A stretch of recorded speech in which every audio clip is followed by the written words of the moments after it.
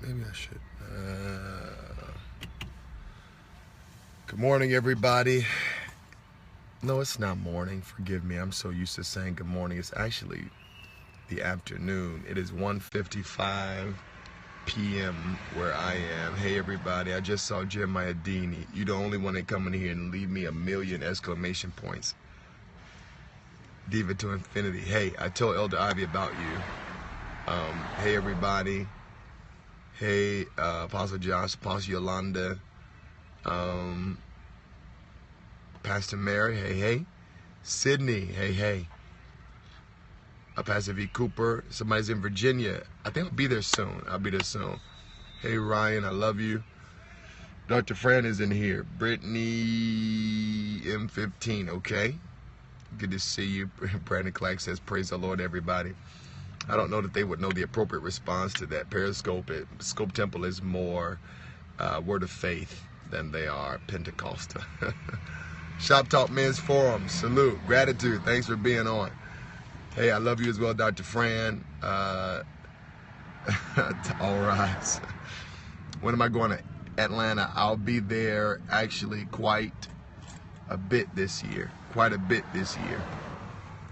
All right, I want to talk to y'all real quick. I got a brief rant, and I'm hoping that you will be able to find some wisdom from my rant. I'm more foundation. Yeah, I know. We're stirred up. Can I cook something soon? Probably not. Not the way this schedule is looking, prophetess, but we'll see. Somebody else just texted me asking me when I'm cooking again. I'm going to have to do a dinner just so I can tell people I'm still humble. And I don't think I'm too big to cook. So I'll put some gravy on something. Anywho, beyond the distractions, I want to talk to you about something that is very, very, very important, that is going to help you, okay? And something that I was thinking about that I think that everybody, to some degree or another, has to deal with. And in my opinion, I don't think many people are dealing with it well. And so, first of all, let me say that this is going to vary person to person, exposure to exposure, level of influence to level of influence, responsibility, blah, blah, blah, blah, blah. It's going to differ. It's going to vary. But some of the principles you may be able to extract from my rant, you may find applicable to your particular story and scenario. There is something, Tavares, I miss you. And tell Stephanie I said happy belated birthday.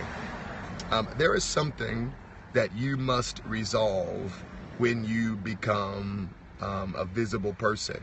So that is, if your career necessitates a level of visibility, if your ministry necessitates a level of visibility, if your job, if your talent, if your gift, whatever you do and whatever God has called you to do that ends up bringing a level of visibility to you, one of the things that you need to be prepared to conceptualize is people have opinions.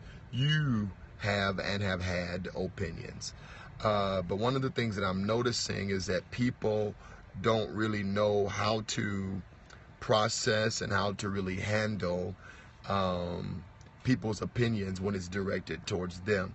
So, you may learn of somebody's opinion of you, or you may perceive somebody's opinion of you, or hear about somebody's opinion of you, and you may end up almost incubating it in your heart, and it can bear destructive fruit because you don't really know what to do with how people feel about who you are or what you're doing or where you're going.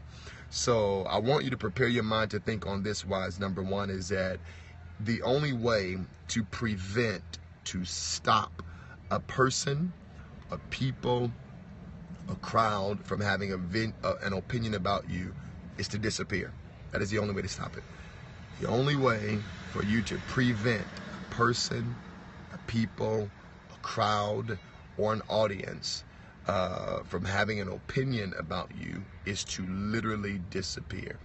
There is nothing within your power that you can do to prevent or stop or even know all of the opinions that may float around the world, social network, text messages, conversations, memes, whatever about you. So this is something you've either got to accept or you've got to be destroyed by it. You've got to accept it. To avoid having or people have an opinion about me, I've just got to live my entire life in my closet. For most of us, that's not possible to do.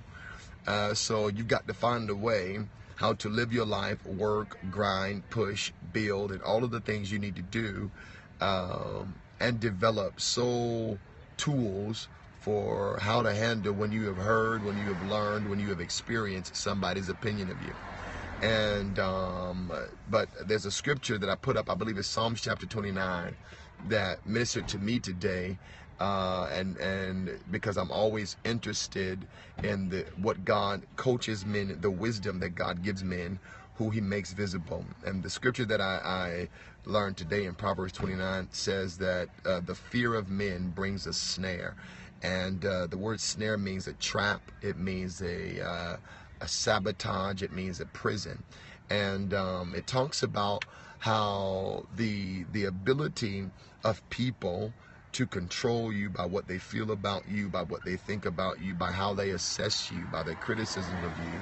When you devote your energy to that, then what happens is you have also sentenced yourself to a level of imprisonment and a level of confinement. It's very restricting to be concerned with people's views, opinions, etc. about you and what's going on with you.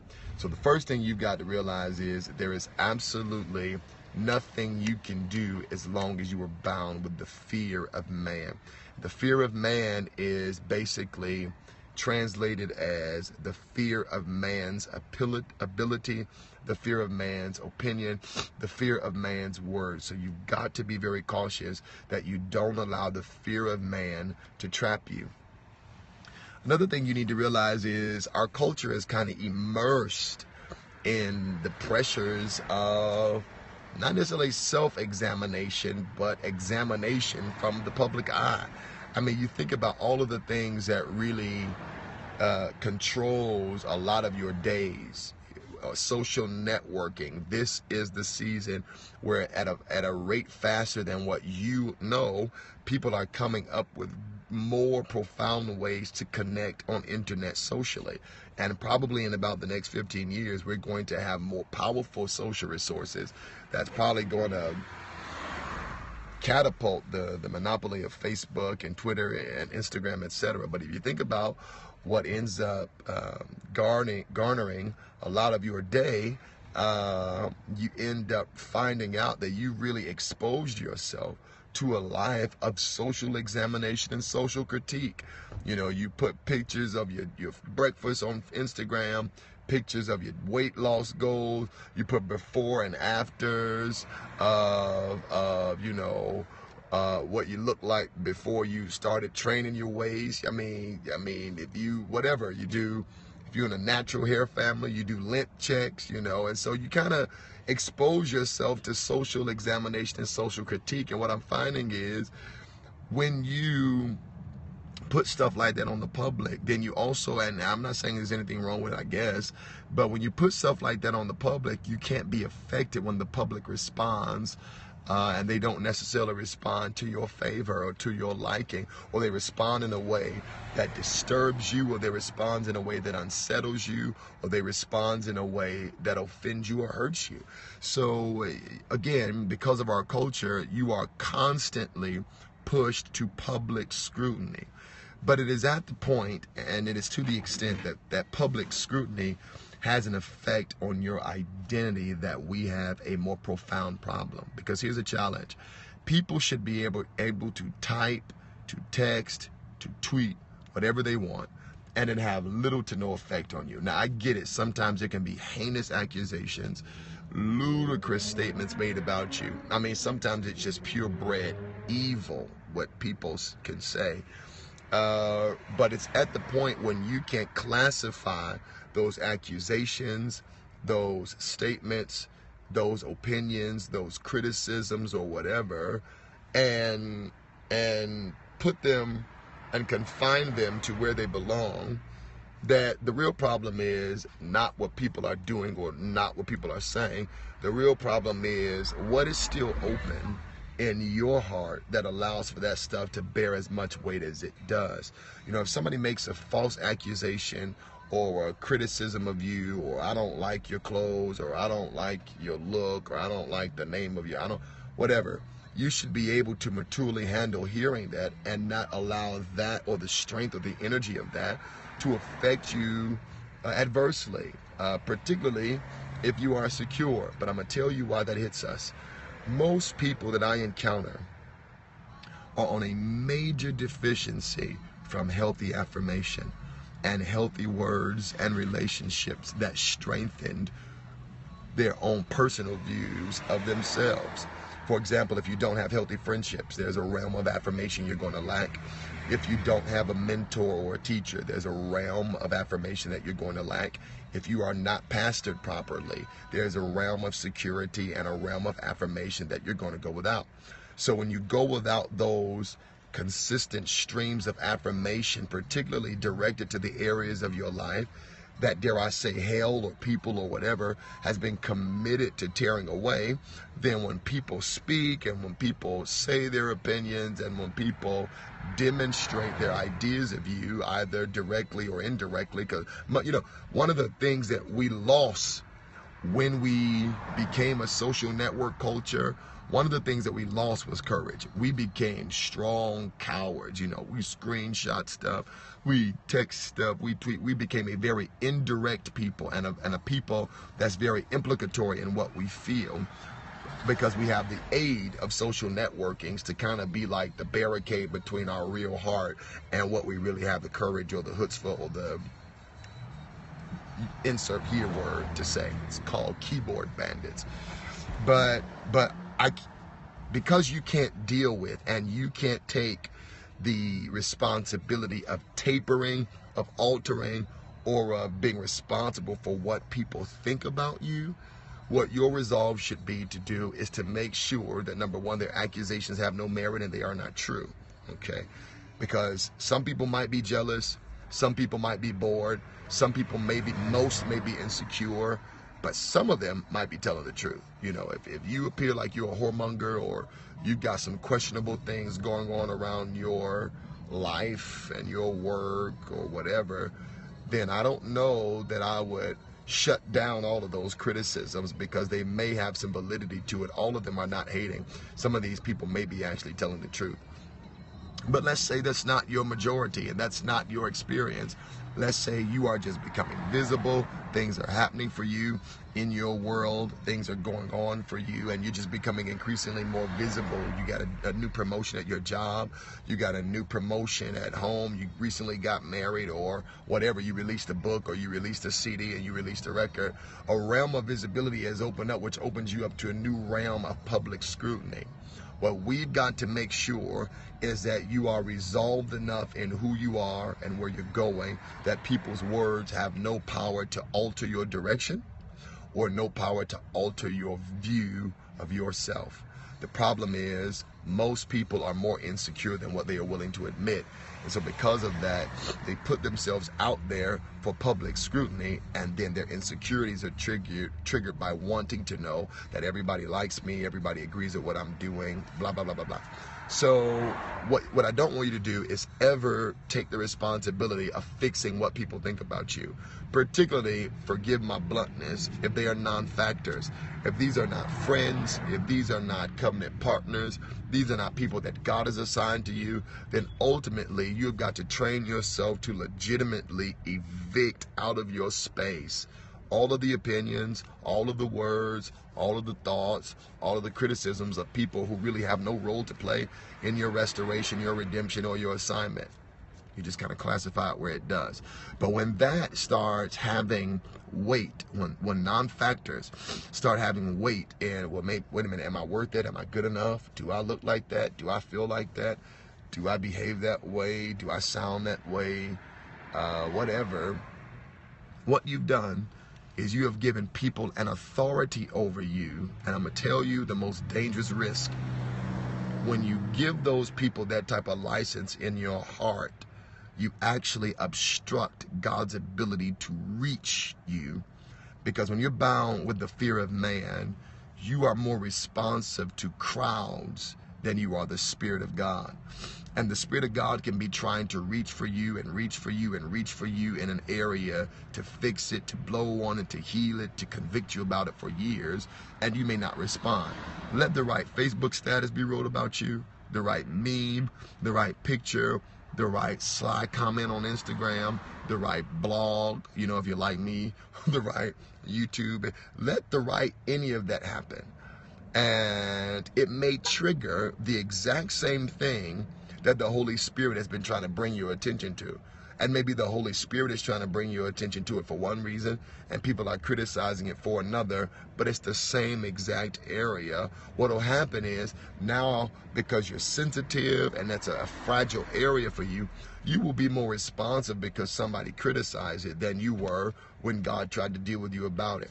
So it would do you well overall to get rid of the fear of man. I'm not talking about being rebellious, and I'm not talking about being arrogant or boastful or pride. I'm not talking about acting like you don't need anybody. But the harsh truth is you do need some people, but you don't need everybody. They would be it would be nice to have them, I guess, but in the grand scheme of where you're going, they're not essentials. You know, don't really need to be fueled by the views of people who have had no contribution to who you are or where you're going. So you've got to be better prepared to handle the pressures of public scrutiny and know where to put it when you hear it. You need to let that stuff stop here and not get here. Most people see it, read it, hear about it, and it hits them here. Well, why would you say that? That makes no sense. I've never done nothing to you. What? Why would you accuse me of that? Huh? Does it make sense? Who do you think you are? Are you jealous? It hits here. And an ideal process is stop it here. But when this goes from here to here, then you've got a problem. And the problem is once it's become a part of your heart, it's now going to start dictating reactions, behaviors. It's going to start building fears, because fear is not just a mind thing. I believe fear starts in the heart and expresses itself through the mind and in the thoughts. So stop it in the head. You have the right to ask questions. You know, Jesus said, be angry, but sin not. You can be like, oh, that's stupid. I'll just say that. You're an idiot. Whatever your response is going to be. But don't let it get to the heart, because once that stuff gets to the heart, then it's going to flow out of your responses in life to people. It's the primary reason why people in your future are being blamed for what people in your past have done to you. It's because you didn't understand how to separate the head-heart dynamic. You can think about it, but give yourself a limit on when to think about it, and don't allow it to become a part of your daily process. So don't punish people that are in your future for the stuff that people in your past have done. And a part of what you've got to do is not become callous, don't become hard-hearted, don't become proud, don't become egotistical, don't become narcissistic. Just learn how to appropriately insulate yourself from the pressure of public opinion and highlight, okay, designate unbiased, objective, wise people who you're going to license their opinion to matter. So you really are in control of this process. A part of what makes this scary is that you really don't believe that you are in control of the opinions that you need. And there are some people you may need their opinions. You want their opinions, but it's not going to be 100% of the world's population. You may have 3% that you actually need their opinion on to make sure that you have a sounding board, a critical voice or word or whatever, but you're in control of the process. Why don't you do this? Ask the Lord to highlight, and then you assign the people in your life, in your friendships, in your relationships, your superiors, who you license to articulate their opinions about who you are, your character, what you do, even the presentation of what you do, whatever. Assign them. When you assign them and you engage with them and they have free reign to tell you stuff, then you already have a healthy dose of wisdom, critique, whatever, that comes from people that you know are doing it because they're motivated, because they love you, and not because they're jealous of you, and not because you look better than them, and not because they're intimidated by your marriage or intimidated by your degree or the money you make, whatever. So the way you control it is you assign people that you give the right to give you that information, so that all of the random people don't really have as much weight. But I'm going to tell you, when public opinion hits you, when it hits you hard and almost takes you out, it's because you don't get enough of that from a healthy squad and a healthy life team and a healthy destiny team around you. So of course, I mean, that's why the friendship is important, and it's a ministry. You know, because when you are a person who's going to have a life of enemies, if you don't have a circle to retreat to, the power is going to really affect you. The power of their words, the power of their accusations. Nobody should prepare to say yes to a calling or a career or a purpose that's going to earn you enemies without friends. Because people that posture themselves, or people that are used by the devil to posture themselves to be antagonists of who you are and antagonists of where you're going, they're not going to be silent. They're going to continue to give you a healthy dose of all of that stuff, right? So because they're going to continue to have their word articulated, forwarded, escalated in your direction to make sure you learn of it or not or whatever, then if you don't have a squad, and if you don't have a community, and if you don't have an assigned, dedicated, defined team in your behalf, the words of your adversary will be more weighty than the words of the ones that have been assigned to you.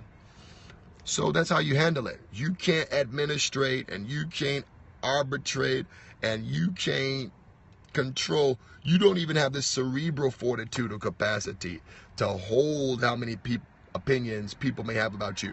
You may not even be aware of how many people there are out there that have opinions of you. You may be like, I don't even know you, and where you come from, and didn't I just, so you don't even know. So don't stress yourself out with trying to figure that out or investigate that. Like, I know preachers that had several preacher friends, we were having a discussion about this last week, who they go to their YouTube videos not to watch themselves, but to look at what people comment about what they say. And I told them, they were like, you don't ever do this? I'm like, no. Number one, I'm not a big fan of watching myself preach, and not because I don't think I can preach. I know I'm gifted to preach, but I don't ever want to allow my heart and my cerebral space to be contaminated with what people think about what I'm saying. Unless it's an encouragement, I could care less. And so I don't really be a part of that stuff. So when there are official videos, because there are a lot of unofficial ones out there, I tell my team, restrict the comments. If they've got something, an encouragement or testimony, they can email it. But I don't really care to be my personal Google investigator to see what's out there being written and all. Who cares? Who does that? But I'm telling you, I know preachers who invest themselves in learning what people think about them. And then they're like this big hoopla, just monsters in the pulpit. But when they come out, they're like, who liked it, who said what, who thought what preacher looked at my Instagram, or what person, whatever, So don't invest yourself in that stuff. What you need to be more committed to is strengthening your life team. If you don't have a life team, public opinion is going to depress you all the time. They're going to depress you. You can receive healthy criticism from people that are not intimidated by you, that don't wish they were you, that don't have insecurities about all of that, And so the only people that stuff hits are those that are still doing life alone. And there is a very strong possibility that you could be around people in public settings and still be living your life without your life team. You need your life team. You need a pastor. You need mentors. You need friends. You need people that you just talk to, once a week, breakfast once a month, whatever, to do life updates. And you know what's funny to me is when I say stuff like this, people act like this is third heaven, island of Patmos revelation. All I'm telling you to do is be committed to relationships that are committed to you, and keep up with them and be devoted to them, and don't let stupid stuff tear you down, like disagreements on shoes or disagreement. No, just be regular. Like, go out for like me and my friends, we'll do breakfast, even if it's once a month. I don't have a friend that's not busy. All of my personal friends are very busy, but we know that it's a priority. We'll do breakfast, or I'm a FaceTimer, so I'll hit them on FaceTime, and we'll do life updates. And I'm gonna just be very honest with you. I'm gonna be very transparent with you. I got a couple of guys on my team that the minute somebody tells me, oh, I heard this, or somebody said this, or somebody said they're gonna send the gangbangers to kill you or whatever, my immediate thought is, while it's here, let me go to the phone or to breakfast with my friends before it gets here. So I'll go out, hey, what's up? Yeah, what's going on? How was service? What's and then immediately I'll be like, hey, I heard this. What do you think about that? Blah, blah, blah. And if my squad gives no validity to it, if my pastor don't agree with it, I could care less what you Keebler elves have to say about what I'm doing and what I'm going, because in the grand scheme of things, your opinion is not necessary for where I'm going and for what I'm doing. So I don't really care. So after you train yourself to do that, you legitimately will not necessarily, you won't be caring after a while, and the words lose less power. But the problem is when you don't address it at the head level and it gets to the heart level, you have actually increased the power of public opinion against you. The way you decrease it is that you stop it when it's here, you put it in the hands of the people in your corner. If they agree, if they don't agree, make your judgment there, but you've got to stop that traffic before it gets to your heart. Because if it gets to your heart, it's going to sculpt your identity, it's going to shake your security, it's going to affect your strength, it's going to depress you, it's going to make you sad, all of that stuff. So you got to be very, very, very, very, very careful with that. As I just said, watch the whole playback to get the full lesson, because it's some profound truth in here.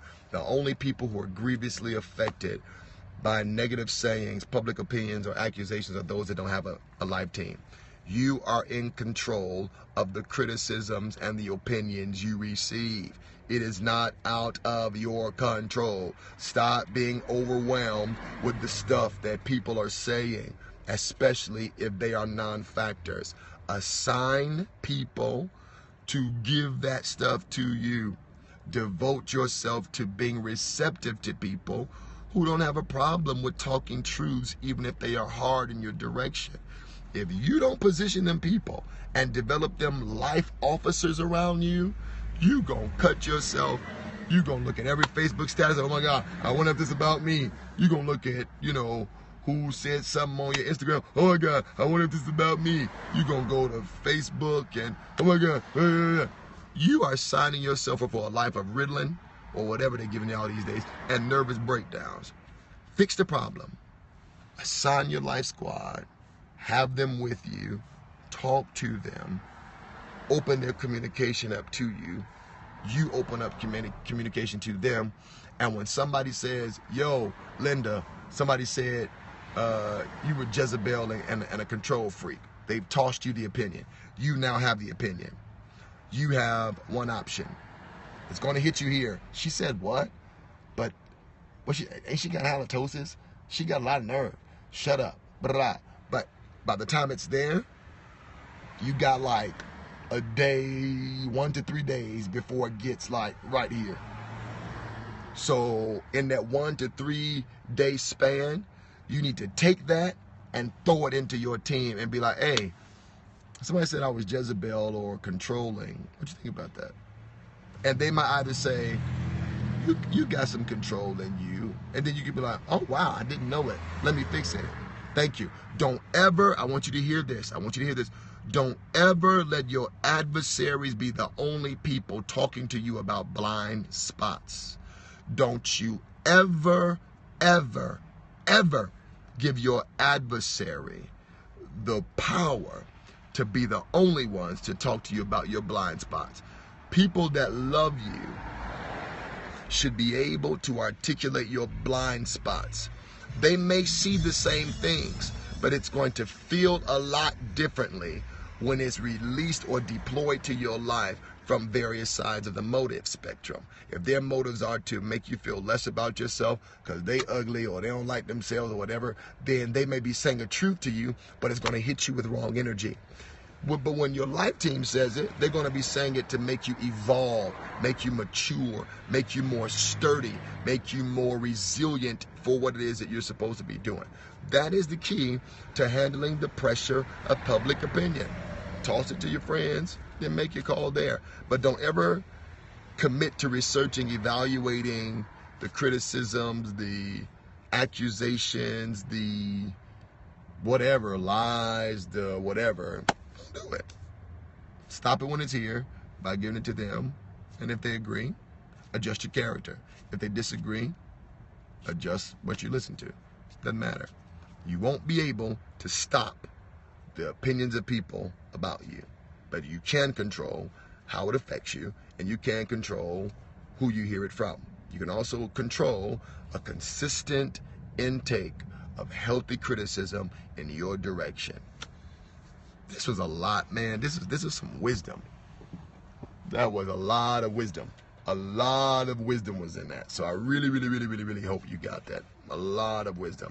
Homework, and I've been telling my church this, I'm going to tell you this, and I want you to take it very seriously, okay? Reinforce your life squad. If you are in a church, if you are in a fellowship of churches, if you're a pastor, if you're a writer, if you're a business leader, reinforce your life squad. You do need one. If you don't have one, you will be left susceptible, vulnerable to the accusations, the words, the darts, the jealousy of the people against you. Get you a leader. Now, I know you might have peers, but you need an authority figure, because they're not going to look at your life the same way a peer would.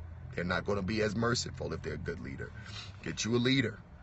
Have a conversation with your leader. Hey, what do you think about this? My character like this? What would you say about this? Do you have a tendency to do this? Get you a leader. Then get you a circle, a healthy one. One's different from you. Some may be similar to you, but one that don't always agree with you, but you got to have friends. People that you can go on a vacation with, take your shoes off and put them in the sand and not worry about speaking in tongues until you get back to your hotel room. Get you people you can vacation with, okay? Get you a squad. If you don't have that, your enemies will overwhelm you. Your enemies will surpass you, and their words will have much more strength in you than you need them to. Man, this is amazing. Go and rewatch this. There's lots of wisdom in this for you, and let it bless you. I hope this helped you. If it didn't, I don't care, but I really do hope it did. Teach yourself to not be affected by that stuff, and teach yourself to value the opinions that matter and immediately abort the ones that don't. I love you guys so much. I wish I could just give you a big Periscope hug. You guys are amazing. And yeah. Wow, I'm waxing prophetic. Now let me get off here. God is doing so much in so many of your lives right now. It's a very ripe season, and the Lord is bringing so much to pass for so many of you. I cannot emphasize enough, while it is important to get your squad together, to settle them, to place them, to fix them firmly in your life, and to get ready for your future. I love you with the love of the Lord. I bid you peace. Find your church. Find your pastor, your bishop, your apostle. Get your mentors. Get your friends. Squad up. Hey, Apostle Yolanda Stith is on here. And she said something when she was preaching for me a while back that's been it's just been on me. And I want you to hear this. I'm going to leave you with this quote. She said this: "The strength of the wolf is the pack, and the strength of the pack is the wolf." Again, the strength of the wolf is the pack, and the strength of the pack is the wolf. I'm going to just let that hit you. You have got, see, the kingdom is made of families and tribes. When y'all made it about plantations and factories, we lost the essence of destiny. Find your family, find your tribe. Now let's push this thing to the future. All right, God bless you. I'll see you later. Talk to you soon. All right. Bye-bye.